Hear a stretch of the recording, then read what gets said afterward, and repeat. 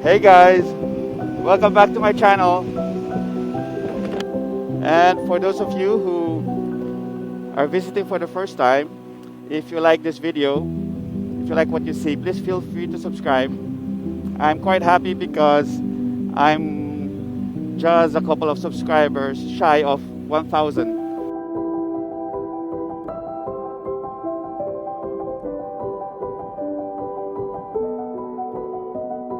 So we're going to do another regular church feature, and we're traveling to Nagcarlan, Laguna, which is around 60 kilometers south of Metro Manila.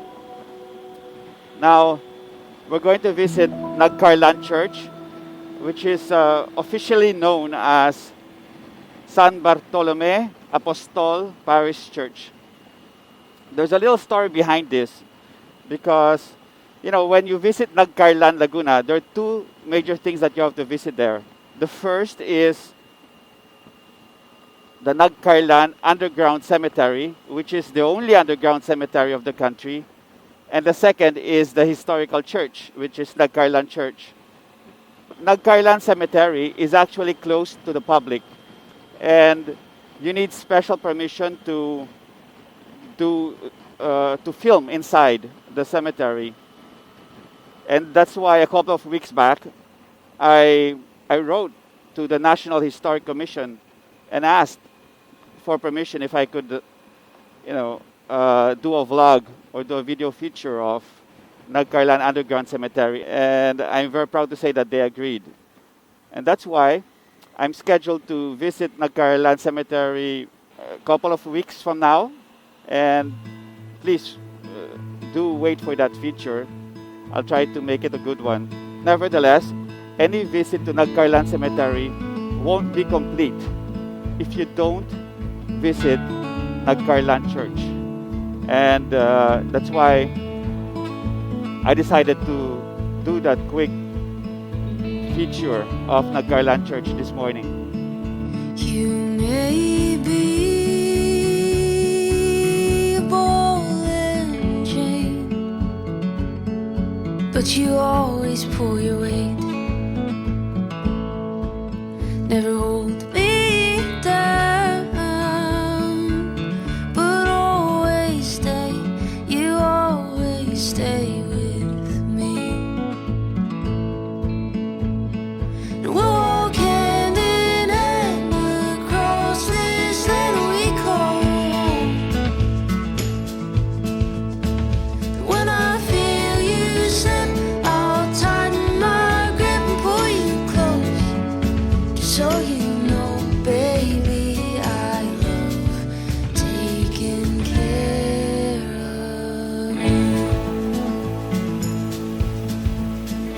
There's a church. I wonder if we could enter here. Okay, everybody. We've arrived at Nagcarlan Church in Nagcarlan Municipality. The Mass just ended. Now, unfortunately, the gate here was closed, and I think there's another way going to the church, but I don't want to spend more time looking for that way. So I just walked to the church. Anyway, it's just right beside it. And here, there you go. That's Nagcarlan Church. We're in between masses now. The 6 a.m. mass just ended, and I think there's an 8 o'clock mass coming up. So I'm gonna use this space to video the inside of the church, and so I'm not gonna waste any time, and let's enter, and maybe we can talk more about the church after we see how it looks like inside.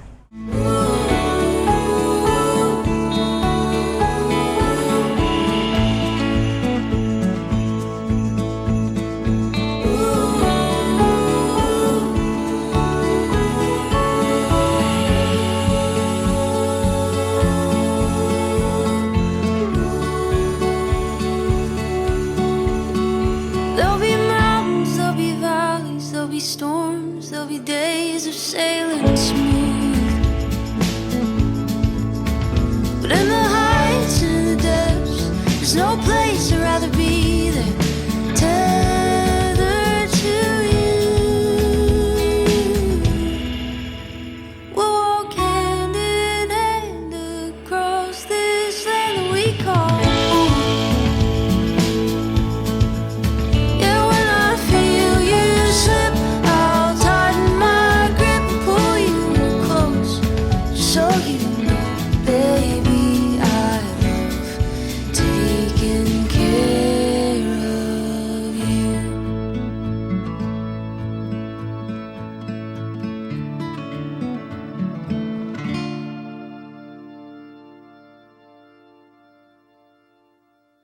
So this is the staircase to the bell tower.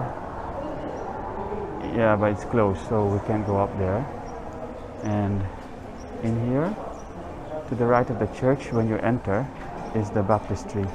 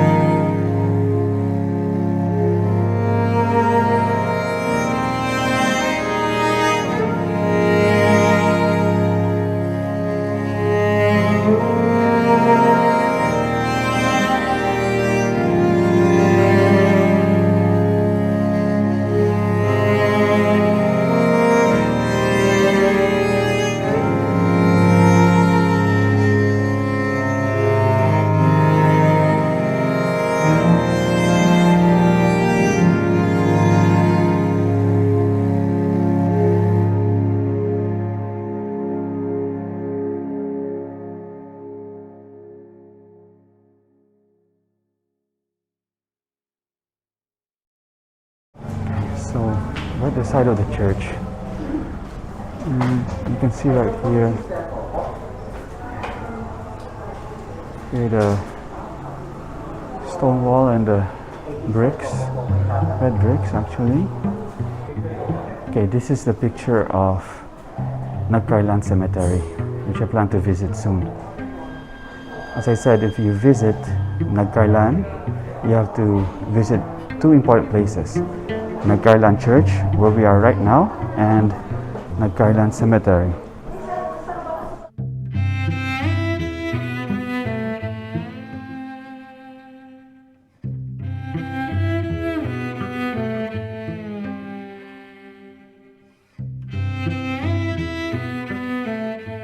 So if you look very closely beyond the moss, you can see, here you go, the red tiles, or the red bricks rather. Goes all the way up. These are the remnants of the original wall of the church on the side actually.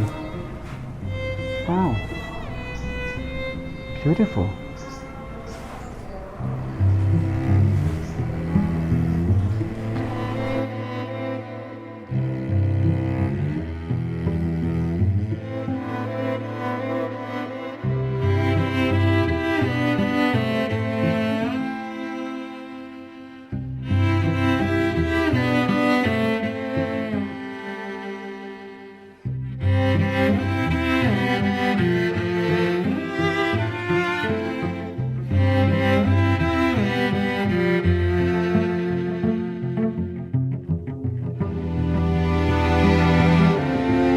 Okay everyone, we're here at the back garden of the church. Behind me is the Grotto of Lourdes, and what I did was, there was a door at the left side of the church and I exited it, and I just decided to sit here for a bit, away from the crowds or away from people, maybe just to talk a little bit about the history of this church.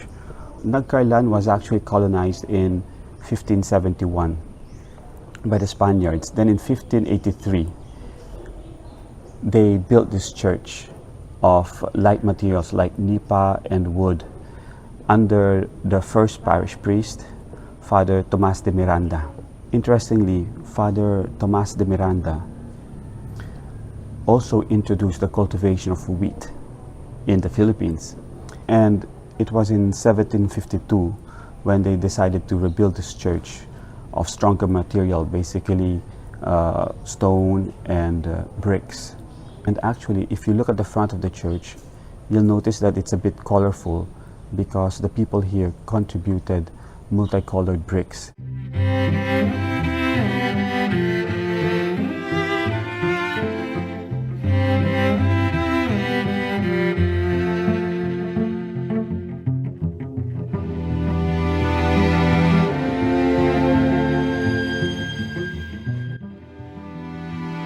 The bell tower is 4 stories high, and unfortunately we can't go up it, because if we could, we'd see the old bells there with the Franciscan coat of arms, because this church was actually established by the Franciscan religious order.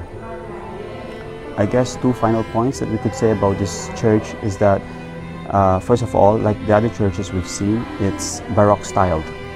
And the second is just a little trivia.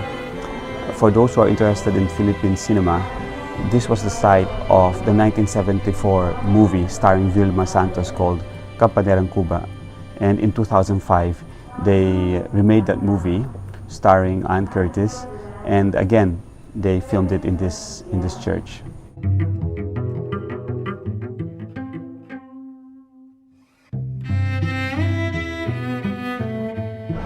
That's the image of Our Lady of Guadalupe.